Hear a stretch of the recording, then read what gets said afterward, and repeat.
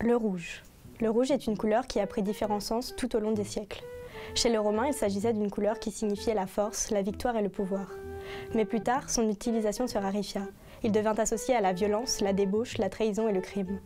On retrouve cette couleur dans les tissus, les peintures, les céramiques, la nourriture et plus encore. Le rouge provient de différentes espèces, végétales et animales, mais aussi de minéraux.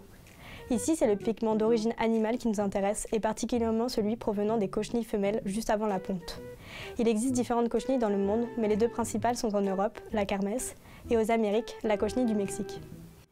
Bonjour, je suis Kermès, la cochenille méditerranéenne. J'habite sur des chênes. Je suis utilisée au moins depuis le 3e millénaire avant notre ère. Mais je n'ai jamais pu être élevée. Je suis une ressource rare et chère, un pigment de luxe. Je suis présente chez les Égyptiens et chez les Romains, en particulier dans les habits, car je donne le rouge le plus intense et le plus lumineux. Je suis donc une poule de luxe. Ma période préférée Je pense que c'est le 14e siècle à Florence. Je suis sur toutes les robes de l'aristocratie. Je me pavane. Je suis la couleur de l'élégance, de l'amour et de la beauté. Je vais vous dire un secret. Je suis même sur les robes de mariée. Regardez, je suis là, sur ces manuscrits millanais datant du 14e siècle. Eh, psst. Bonjour, moi c'est Rogette, la cochenille cotonneuse du Mexique. Je suis beaucoup plus belle et plus éclatante que celle de l'autre côté de l'océan. J'existe moi aussi. Je suis Granafina, la cochenille farineuse ou domestiquée. Mais vous pouvez m'appeler Georgette.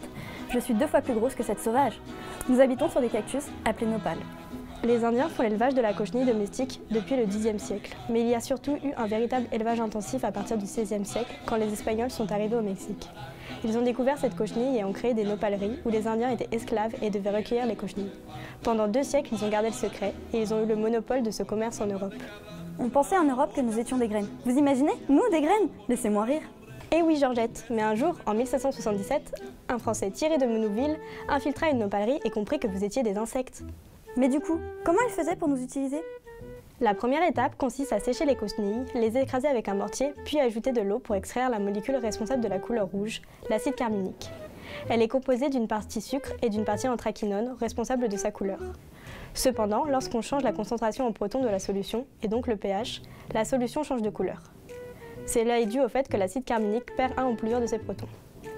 La concentration des différentes espèces en fonction du pH est donnée dans ce qu'on appelle un diagramme de spéciation. Waouh, vous m'en faites voir de toutes les couleurs. Mais comment ça marche?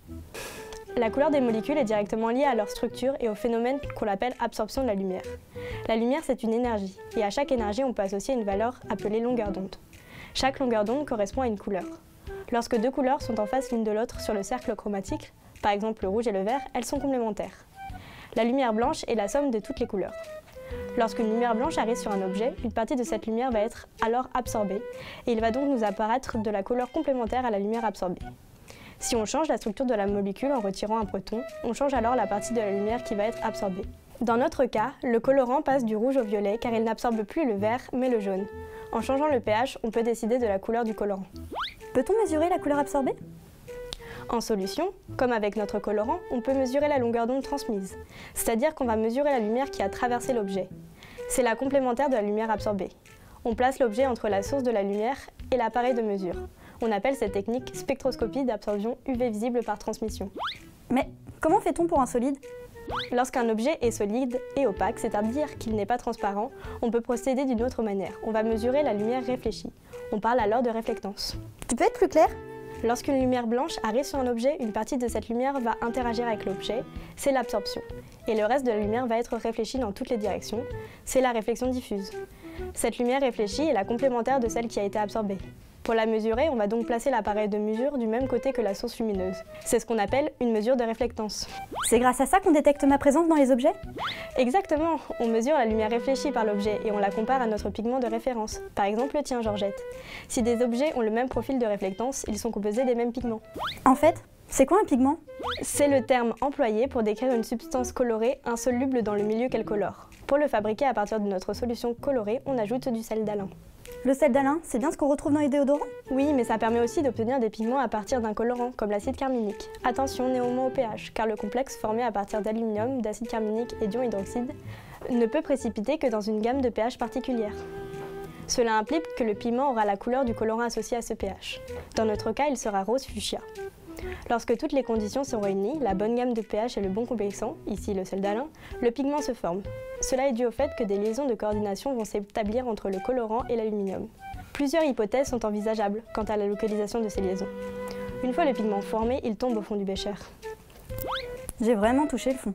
La dernière étape consiste simplement à filtrer la solution et sécher la poudre retenue afin d'obtenir le pigment. Les pigments rouges fabriqués à partir de Georgette peuvent être retrouvés dans la peinture appliquée sur des feuilles reliées entre elles, appelées codex et faits par des Aztèques. Ou bien on peut directement utiliser le colorant extrait de la cochenille sans le transformer en pigment pour teindre des tissus. Il en fallait 150 000 comme moi pour faire 1 kg de teinture. On en plongeait dans des cuves d'eau bouillante et c'était même pas un jacuzzi.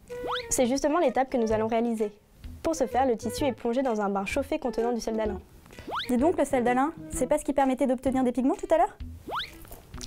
Oui, c'est ça, Georgette. Mais comme je te l'ai dit tout à l'heure, la formation des pigments dépend du pH de la solution.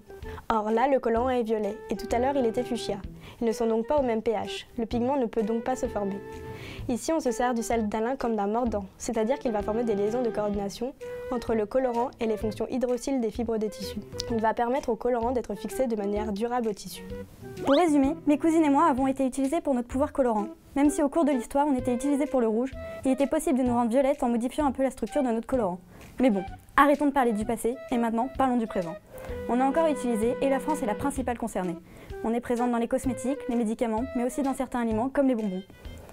Mais bon, maintenant on a changé d'environnement, on ne se plaisait plus au Mexique. Et puis de toute façon, ils nous avaient remplacés par des produits synthétiques. Heureusement, notre production continue au Pérou.